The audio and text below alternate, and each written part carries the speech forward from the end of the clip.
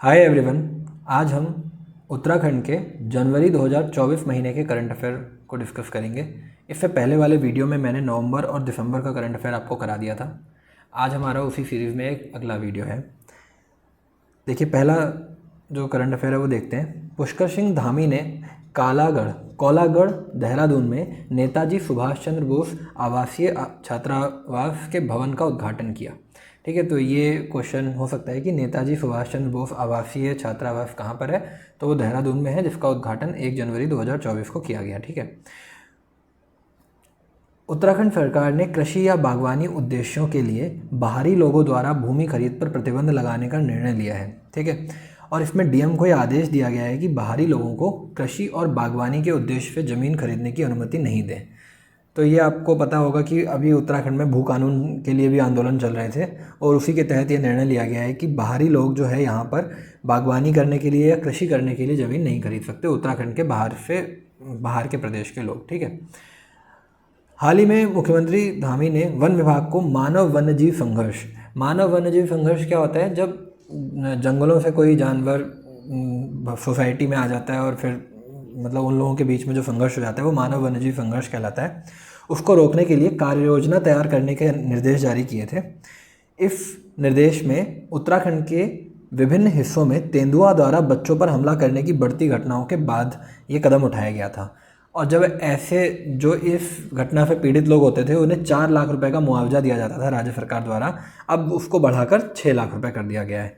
ठीक है, तो एक ये वाला इंपॉर्टेंट है कि मुआवजा जो है वो वन्यजीव और मानव वन्यजीव संघर्ष के बीच में जो मुआवजा है वो 4 लाख से बढ़ाकर 6 लाख कर दिया गया है। इसको आप थोड़ा नोट कीजिएगा। इसके बाद आता है, मुख्यमंत्री धामी ने शिक्षा विभाग की समीक्षा करी और उसमें बताया कि आयुर्वेद, योग, प्राकृतिक चिकित्सा, यूनानी सिद्धि एवं होम्योपैथिक, आयुष तथा वेलनेस के क्षेत्र में प्रमुख गंतव्य बनाने की प्रभावी कार्य योजना पर कार्य कर रहा है उत्तराखंड। ठीक है, तो ये एक पॉइंट है। इसको ये वैसे तो करंट अफेयर के हिसाब से मतलब पेपर के हिसाब से तो शायद ज़्यादा इंपॉर्टेंट नहीं लग रहा, लेकिन वैसे हाँ ये ठीक है कि आयुष तथा वेलनेस के क्षेत्र में प्रमुख गंतव्य बनाने के लिए प्रभावी योजना के साथ कार्य करने के निर्देश सीएम धामी ने दिए थे। ठीक है, 2024 में। इसके अलावा 22 जनवरी 2024 को रक्षा मंत्री राजनाथ सिंह ने देश की सीमा सुरक्षा को मजबूत करने के लिए 35 परियोजनाओं का उद्घाटन उत्तराखंड में किया था। क्योंकि आपको पता है कि मैंने उत्तराखंड जब आपको पढ़ाया था तो इधर से चीन तिब्बत से सीमा लगाता था, इधर से नेपाल के साथ सीमा लगती थी। तो जो चीन तिब्बत के साथ सीमा है वो उस चीज़ को मजबूत करने के लिए राजनाथ सिंह रक्षा मंत्री ने यहाँ पर 35 परियोजनाएँ शुरू की थी। हाल ही में उत्तराखंड के मुख्यमंत्री ने उच्च शिक्षा प्रोत्साहन छात्रवृत्ति योजना के तहत पहले चरण में 241 छात्रों को प्रत्यक्ष लाभ अंतरण किया। ठीक है, इसमें 33,52,000 रुपये की राशि प्रदान की गई। ये किसे दिया गया? ये स्नातक में प्रथम वर्ष में प्रवेश करने वाले छात्रों को प्रदान की गई। इसमें होना क्या है कि जो कॉलेज स्तर पर, महाविद्यालय स्तर पर तैयार की गई जो संकायवार मेरिट सूची में न्यूनतम 80% अंक प्राप्त करने वाले विद्यार्थियों को क्रमशः प्रथम, द्वितीय एवं तृतीय स्थान पर 3,000, 2,000 और 1,500 रुपये की मासिक छात्रवृत्ति प्रदान की जाएगी। तो ये क्वेश्चन इस तरह से आ सकता है कि कितनी राशि दी जाएगी, तो प्रथम वाले को 3,000 दी जाएगी, द्वितीय वाले को 2,000 और 1,500 दी जाएगी। ठीक है, और 33 लाख ये किया है, 241 छात्रों को पहले उसमें छात्रवृत्ति प्रदान की गई है। ठीक है, इसके बाद ये है मोस्ट इम्पॉर्टेंट क्वेश्चन। इससे क्वेश्चन आता है, बहुत इंपॉर्टेंट है।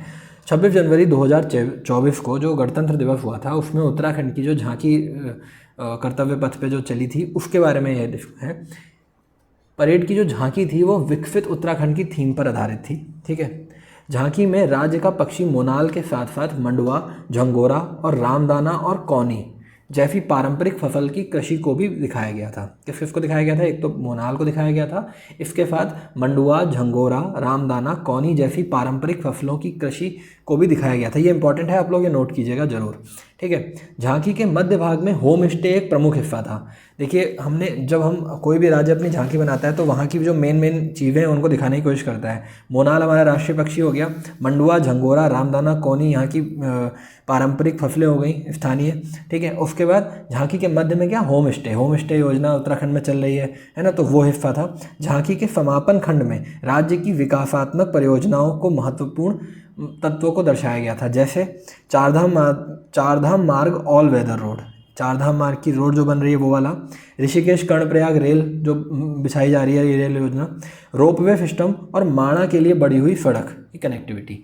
देखिए माणा आपको पता होगा चमोली में है, बद्रीनाथ से भी ऊपर पड़ता है। भारत का पहले इसका नाम भारत का अंतिम गांव कहलाता था और अब मोदी जी ने इसका नाम रख दिया भारत का प्रथम गांव। तो यहाँ तक रोड की कनेक्टिविटी, रोपवे बहुत बन रहा है, आपको पता होगा कि जोशीमठ से केदारनाथ तक रोपवे बन रहा है, ठीक है, और पांडुकेश्वर से आपका हेमकुंड साहिब तक रोपवे बन रहा है, जा रहा है, ठीक है।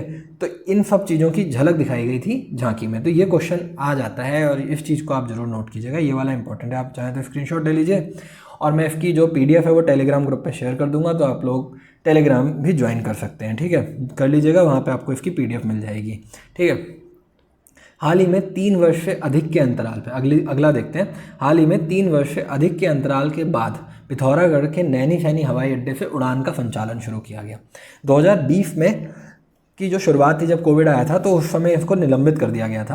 अच्छा कौन सी कंपनी यहाँ पे उड़ाती है? विमानन कंपनी फ्लाईविंग सप्ताह में 3 बार सोमवार, मंगलवार, शुक्रवार को देहरादून और पिथौरागढ़ के बीच 19 सीटों वाला विमान संचालित करेगी। आपको ये पता होगा कि उत्तराखंड में जो ये नैनी हवाई अड्डा है ये पिथौरागढ़ में पड़ता है और यहाँ से ना 19 या 20 सीटों का एक छोटा सा प्लेन होता है, वो उड़ता है और देहरादून तक जाता है और एक पंतनगर तक आता है। पंतनगर उधम सिंह नगर में पड़ता है। तो यहाँ तक ये फ़्लाइट चलती हैं। इनका किराया शायद 2 या 3 हज़ार रुपये होता है और ज़्यादा किराया भी नहीं होता है और 19 या 20 सीट होती हैं। ये बहुत आवाज़ करते हैं और 2 से 3 घंटे में पहुँचा देते हैं। बहुत बढ़िया है, कभी अगर इस साइड जाएँ तो आप इनमें बैठिएगा, आपको मज़ा आएगा क्योंकि ये बहुत आवाज़ करते हैं। और इसकी एक खासियत ये भी है कि इसके अंदर जो बैठता है उनको एक हाथ वाला पंखा भी दिया जाता है क्योंकि वो जब काफ़ी देर, इसमें AC नहीं होता है इसलिए, और थोड़ा बहुत कुछ खाने पीने को भी मिलता है। ये अच्छा है, ये बहुत अच्छा एक्सपीरियंस रहेगा। कभी मैं इसमें बैठा हूँ, आप भी कभी जाएँ पिथौरागढ़ या देहरादून, तो देहरादून से पिथौरागढ़ आना हो तो इसका यूज़ एक बार ज़रूर कीजिएगा, ठीक है। वरिष्ठ भारतीय प्रशासनिक सेवा अधिकारी राधा रतूड़ी को उत्तराखंड की पहली महिला मुख्य सचिव नियुक्त किया गया। ये मोस्ट इंपॉर्टेंट क्वेश्चन है, ये आ सकता है क्योंकि ये बहुत ज़्यादा खबरों में रही है ये बात कि पहली महिला मुख्य सचिव कौन नियुक्त हुई है? राधा रतूड़ी जी, ठीक है। अगला, भारत में हिम तेदियों की आबादी का आकलन कौन करता है? स्पाई नामक कोई संस्था करती है, जो उत्तराखंड में 124 हिम तेदियों की उल्लेखनीय आबादी दर्ज की गई है। लद्दाख में 477 के बाद उत्तराखंड का दूसरा स्थान है, ठीक है। और ये गंगोत्री राष्ट्रीय उद्यान को संरक्षण करने हेतु महत्वपूर्ण क्षेत्रों में रूप में चिन्हित किया गया है। तो गंगोत्री राष्ट्रीय उद्यान में ये है। गंगोत्री राष्ट्रीय उद्यान कहाँ पड़ता है? उत्तरकाशी में पड़ता है, ठीक है। ये हमारे दिसंबर महीने के करंट अफेयर हो गए। अब हम लोग कल फरवरी, मार्च, अप्रैल, मई, जून FM पेपर तक ख़त्म कर लेंगे, ठीक है। फिर आप लोग प्लीज़ टेलीग्राम ग्रुप को ज्वाइन कर लीजिए, वहाँ पे मैं इन सब का PDF प्रोवाइड कर दूंगा। इसके अलावा भी जो भी उत्तराखंड से रिलेटेड करंट अफेयर या कोई भी जानकारी आएगी वो मैं टेलीग्राम पे शेयर किया करूँगा और हमारी जो क्लास का शेड्यूल है वो भी मैं टेलीग्राम पे शेयर करूँगा। टेलीग्राम में 50-55 मेम्बर्स जुड़ भी चुके हैं, आप लोग जल्दी से उसको ज्वाइन कीजिए। वहाँ पर मैं क्वेश्चन भी अब कुछ दिनों बाद से हम टेलीग्राम पर प्रीवियस ईयर क्वेश्चन वहाँ पे मैं पोस्ट किया करूँगा, आप वहाँ पे उनके आंसर भी दे सकते हैं, ठीक है। फिर आप लोग पढ़ाई करते रहिए।